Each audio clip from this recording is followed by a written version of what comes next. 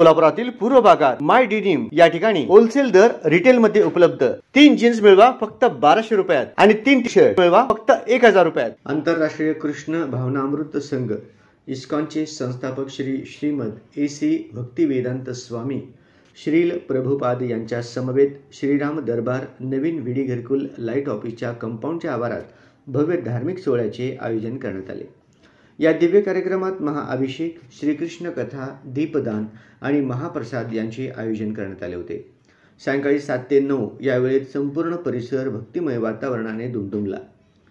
श्रीकृष्ण कथा सांगताना भक्तांनी भावपूर्ण सहभाग नोंदवला, तर दीपदानाने संपूर्ण आभार तेजोमय झाले। श्रील प्रभुपादांच्या उपस्थितीने भक्तांमध्ये आनंद आणि श्रद्धेचे वातावरण पसरले होते। या प्रसंगी मोठ्या संख्येने भाविकांनी हजेरी लावून श्रीकृष्णाच्या भक्तिमय कार्यक्रमाचा लाभ घेतला। इस्कॉन संस्थेच्या कार्यकर्त्यांनी कार्यक्रम यशस्वीतेसाठी विशेष मेहनत घेतली।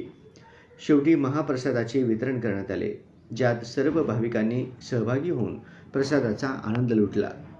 भक्ती, श्रद्धा आणि आध्यात्मिकतेचा सुंदर संगम असलेल्या या कार्यक्रमामुळे परिसरात उत्साहाचे आणि समाधानाचे वातावरण निर्माण झाले।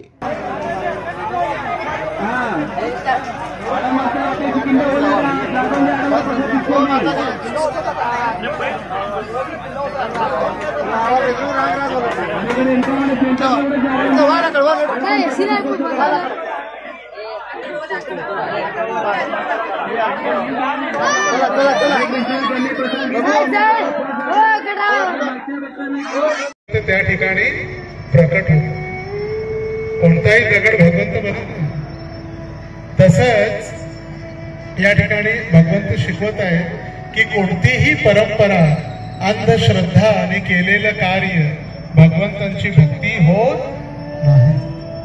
आणि म्हणून सांगत आहेत इंद्रपूजा ही परंपरा आहे, पण ती परंपरा आपण पालन करायची नाही। जसं मी दरवेळी उदाहरण देत असतो, एका लग्न कार्यामध्ये असं समजा मोठा कार्यक्रम आहे लग्नाचा, आणि त्या लग्नाच्या मंडपामध्ये एक मांजर मध्ये मध्ये मध्ये मध्ये येणं चालू आहे।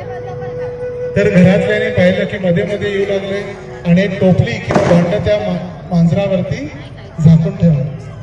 मांजर डिस्टर्ब करू लागलं। त्यांच्या घरातल्या मुलाने वगैरे पाहिलं झाकून ठेवलेलं। आता त्या मुलाने काय विचार केला, यांची परंपरा, आणि जेव्हाही त्यांच्या घरामध्ये लग्न व्हायचं त्यावेळी ते मांजरीला झाकून ठेवायचं। त्याला विचारलं, मांजर का झाकून ठेवतात? म्हणजे आमची परंपरा। तर लोकांना परंपरा का आपण करतो तेच माहिती, आणि ती अंधश्रद्धा भगवंतांची भक्ती होऊ शकत नाही। भगवंतांची भक्ती हे विज्ञान आहे। शास्त्र आपल्याला ज्ञान देतं आणि शास्त्राच्या आधारावर केली जाणारी सेवा म्हणजे भक्ती आहे, अंधश्रद्धा नाही। आम्ही कुणालाही नमस्कार म्हणून सांगत नाही, पण आजकाल लोकांमध्ये गैरभ्रांत धारणा आहे, गैरसमज आहे। चमत्कार तिथं नमस्कार।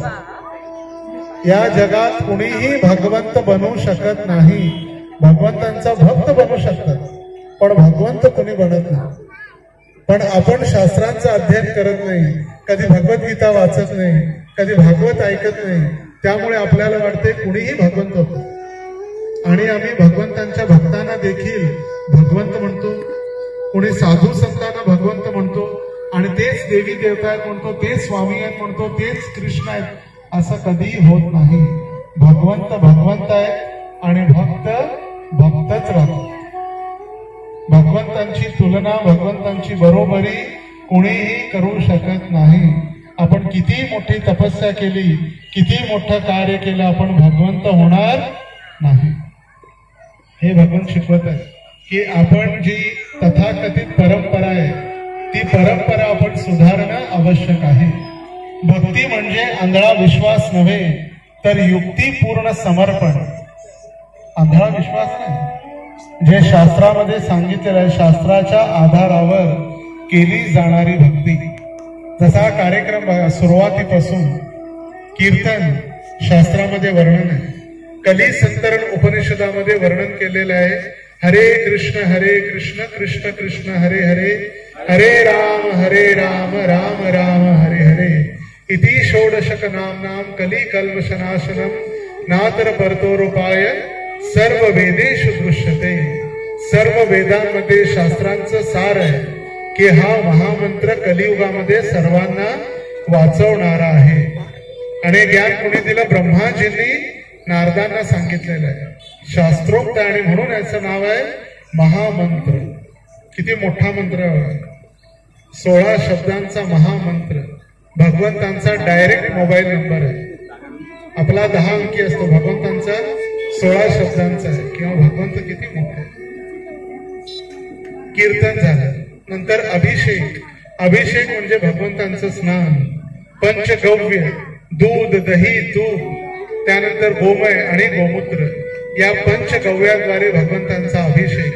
पंचामृताद्वारे भगवंतांचा अभिषेक. फळांच्या रसांद्वारे भगवंतांचा अभिषेक. सर्वांनी बघितलं. साक्षात वैदेही कोदंडरामांचा अभिषेक झाला.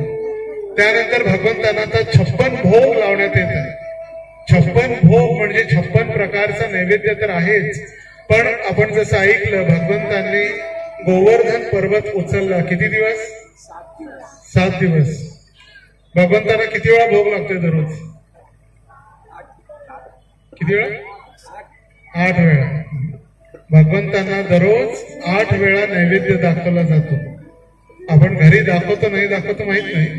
घरी आपण दाखवतो फक्त दिवाळीला, दसऱ्याला, गणपतीला. भगवंताने एकदाच जेवायचं, फक्त सण आला तरच, नंतर उपाशी बिचारे.